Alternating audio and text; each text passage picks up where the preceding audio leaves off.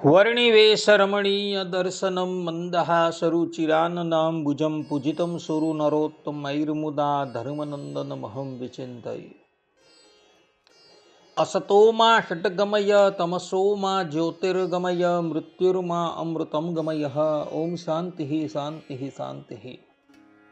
અસ્મદ્ગુરુ સમારંભામ નાથયામૂન મધ્યમામ લક્ષ્મી વલ્લભપર્યંતામ વંદે ગુરુ પરંપરા.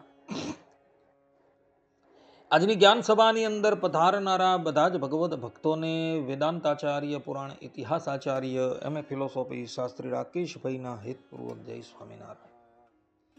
ભક્તો, આજની આ જ્ઞાન સભાની અંદર આપણે બધા શ્રીમદ ભાગવતના ટીકાકાર સદગુરુ ગોપાળાનંદ સ્વામી અને આચાર્ય શ્રેષ્ઠ ભગવત પ્રસાદજી મહારાજ ભગવાનના ધામ વિશે શું કહે છે, આ વિષય પર થોડી વાત શ્રવણ કરશું. બધા શ્રોતાગણો એકાગ્ર મને કરીને આ પ્રવચન શ્રવણ કરે. તો શ્રીમદ ભાગવતનો અર્થ કરતા આચાર્ય શ્રેષ્ઠ ભગવત પ્રસાદજી મહારાજ શ્રીમદ ભાગવતના પ્રથમ સ્કંદમાં કહે છે કે ભગવતા પ્રોક્ત ઇતિ ભાગવતમ, અર્થાત કે જે ભગવાન દ્વારા કહેવાયું એટલે માટે એ ભાગવત કહેવાય છે. શ્રીમદ ભાગવતના દ્વિતીય સ્કંદના 9મા અધ્યાયમાં ભગવાન શ્રીમદ નારાયણે બ્રહ્માજીને ચતુશ્લોકી ભાગવતનો ઉપદેશ આપેલો હતો અને બ્રહ્માજીએ એ ચતુશ્લોકી ભાગવતનો ઉપદેશ દેવર્ષિ નારદજીને આપ્યો અને નારદજીએ એનો ઉપદેશ ભગવાન વેદવ્યાસજીને આપ્યો અને વેદવ્યાસજીએ એ 4 શ્લોકમાંથી 18,000 શ્લોક બનાવેલા હતા. આમ ભાગવતનો સર્વપ્રથમ ઉપદેશ શ્રીમદ નારાયણ ભગવાને બ્રહ્માજીને આપેલો હોવાથી ભગવતા પ્રોક્તા ઇતિ ભાગવત એવું ભગવત પ્રસાદજી મહારાજ કહી રહ્યા છે. તો આ ભાગવત પર ભારત વર્ષના અનેક આચાર્યોએ તથા મૂર્ધન્ય વિદ્વાનોએ ટીકા ભાષ્યની રચના કરી એનો અર્થ કરી બતાવેલો છે. સ્વામિનારાયણ સંપ્રદાયમાં પણ શ્રીમદ ભાગવત પર સદગુરુ ગોપાળાનંદ સ્વામીએ અને ભગવત પ્રસાદજી મહારાજે ટીકા ભાષ્યની રચના કરેલી છે. જ્યાં ઇતર સંપ્રદાયના લોકોએ શ્રીમદ ભાગવતનો અર્થ નિરાકાર પર ઘટાવેલો છે, આ સદગુરુ ગોપાળાનંદ સ્વામી અને આચાર્ય શ્રેષ્ઠ ભગવત પ્રસાદજી મહારાજે શ્રીમદ ભાગવતનો અર્થ સાકાર ભગવાન પર ઘટાવેલો છે. તો આ શ્રીમદ ભાગવત પર સદગુરુ ગોપાળાનંદ સ્વામીએ એકાદશ સ્કંદ પર કૃષ્ણ અભિપ્રાય બોધની ટીકા લખેલી છે અને એ કૃષ્ણ અભિપ્રાય બોધની ટીકામાં સદગુરુ ગોપાળાનંદ સ્વામીએ ભગવાનના ધામ વિશે જે વાત કહેલી છે એ દરેક ભક્તોએ આત્મસાત કરવા યોગ્ય છે. શ્રીમદ ભાગવતના એકાદશ સ્કંદના એકાદશ અધ્યાયના 28મા શ્લોકમાં શ્લોક એવો છે કે ત્વમ બ્રહ્મ પરમં વ્યોમ પુરુષ પ્રકૃતે પરઃ અવતીર્ણોસી ભગવાન સ્વેચ્છો પાત પૃથગ વપુઃ. આ પ્રમાણેનો શ્લોક છે.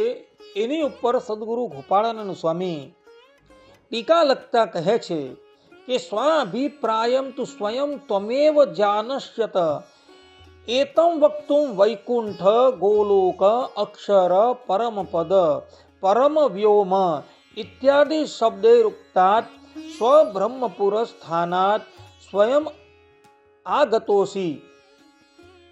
અર્થાત કે પોતાનો અભિપ્રાય તો પોતે તમે જ જાણો છો, માટે આ બાબતને કહેવા માટે વૈકુંઠ, ગોલોક, અક્ષર, પરમપદ, પરમ વ્યોમ ઇત્યાદિક શબ્દોથી કહેલા પોતાના બ્રહ્મપુર સ્થાન થકી સ્વયં પધારેલા છો, માટે તમો જ મારા પ્રશ્નનો ઉત્તર આપો.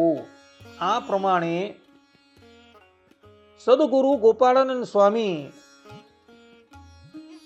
આ શ્લોકની ટીકાની અંદર એવું કહી રહ્યા છે કે ભગવાનનું ધામ જે બ્રહ્મપુર છે એ બ્રહ્મપુરને જ વૈકુંઠ, ગોલોક, અક્ષર, પરમપદ, પરમ વ્યોમ ઇત્યાદિક નામથી સંબોધાય છે. અને આ પ્રમાણે કહી સદગુરુ ગોપાળાનંદ સ્વામી એવું કહી રહ્યા છે કે ભગવાનનું ધામ એક જ છે, પરંતુ એને વિભિન્ન નામથી સંબોધાય છે. અને આ પ્રમાણે કહી સદગુરુ ગોપાળાનંદ સ્વામીએ પોતાના સ્વમુખે ભગવાનના ધામની એકતા પ્રતિપાદન કરેલી છે. એઓનું કહેવું એવું છે કે ભગવાનનું ધામ એક જ છે, પરંતુ એને વિભિન્ન નામથી સંબોધાયેલું છે. એ જ પ્રમાણે આચાર્ય શ્રેષ્ઠ ભગવત પ્રસાદજી મહારાજે શ્રીમદ ભાગવત પર ભક્તરંજની ટીકા રચી છે. એ ટીકામાં એકાદશ સ્કંધની ટીકા અધ્યાય 1 શ્લોક 7, જે શ્લોક આ પ્રમાણે છે કે તમો અનયા તરિષ્યંતી ઇત્યઘાત સ્વમ પદમ ઈશ્વરઃ. અહીં સ્વપદમ શબ્દ આવે છે, અર્થાત કે મૂળ સંસ્કૃત શ્લોકમાં સ્વપદમ શબ્દ આવે છે. એ સ્વપદમ શબ્દનો અર્થ કરતા આચાર્ય શ્રેષ્ઠ ભગવત પ્રસાદજી મહારાજ ભક્તરંજની ટીકાની અંદર કહી રહ્યા છે કે એતત પદમ ક્વચિદ અક્ષરધામ શબ્દેન ક્વચિદ વૈકુંઠ શબ્દેન અપી અભિધીયતે. અર્થાત કે આ જે ભગવાનનું ધામ છે તેને કેટલાક લોકો અક્ષરધામ શબ્દથી અને કેટલાક લોકો વૈકુંઠ ઇત્યાદિક શબ્દોથી કહી રહ્યા છે. આ પ્રમાણે ભગવત પ્રસાદજી મહારાજ ભક્તરંજની ટીકાની અંદર એવું કહે છે કે ભગવાનનું ધામ એક જ છે, પરંતુ કેટલાક લોકો એને અક્ષરથી અર્થાત કે અક્ષરધામ નામથી અને કેટલાક લોકો વૈકુંઠ છે, ગોલોક છે ઇત્યાદિક નામથી સંબોધે છે. અને આ પ્રમાણે કહી ભગવત પ્રસાદજી મહારાજે પણ એવું કહેલું છે કે ભગવાનનું ધામ એક જ છે, પરંતુ એને વિભિન્ન નામથી સંબોધે છે. આ પ્રમાણે કહી ભગવત પ્રસાદજી મહારાજે પણ એવું પ્રતિપાદન કરેલું છે કે ભગવાનનું ધામ એક જ છે. એટલે જે લોકો એવું કહે છે કે અક્ષરધામ સ્વામિનારાયણનું છે, ગોલોક ધામ શ્રી કૃષ્ણનું છે અને વૈકુંઠ ધામ ભગવાન શ્રી રામનું છે, અને તે અવતારોની ઉપાસના કરનારા અર્થાત કે ભગવાન સ્વામિનારાયણની આરાધના કરનારા અક્ષરધામમાં જાય છે, શ્રી કૃષ્ણની આરાધના કરનારા ગોલોકમાં જાય છે, અને રામની ઉપાસના કરનારા વૈકુંઠમાં જાય છે. એ લોકોએ આ ગોપાળાનંદ સ્વામીની ટીકા તથા ભગવત પ્રસાદજી મહારાજની ટીકાનો અભ્યાસ કરવો જરૂરી છે. કારણ કે એઓએ ધામ સંબંધમાં અર્થાત કે ભગવત ધામ સંબંધમાં સ્પષ્ટતા કરેલી છે કે ભગવાનનું ધામ એક જ છે, પરંતુ એ વિભિન્ન નામથી સંબોધાય છે. કોઈ તેને વૈકુંઠ કહે છે, કોઈ ગોલોક કહે છે, કોઈ અક્ષર કહે છે, કોઈ પરમ વ્યોમ કહે છે. આ પ્રમાણે ભક્તો ગોપાળાનંદ સ્વામીએ તથા ભગવત પ્રસાદજી મહારાજે ધામ સંબંધી બધી જ વાતની સ્પષ્ટતા પોતાની ટીકાની અંદર કરેલી જોવા મળે છે. આથી ભક્તો ભગવાનનું ધામ એક જ છે, પરંતુ એ શાસ્ત્રમાં વિભિન્ન નામથી સંબોધાયેલું છે. આ વાત બધા લોકો આત્મસાત કરી રાખે, પરંતુ ક્યારેય ધામના તૂથણાની અંદર તમે પડતા નહીં. કારણ કે આજકાલના કેટલાક અજ્ઞાની મનુષ્ય જેઓને શાસ્ત્રોનો પરિપૂર્ણ અભ્યાસ નથી, જેઓ કેવલ પોતાની કપોળ કલ્પિત વાતોના પ્રમાણો આપી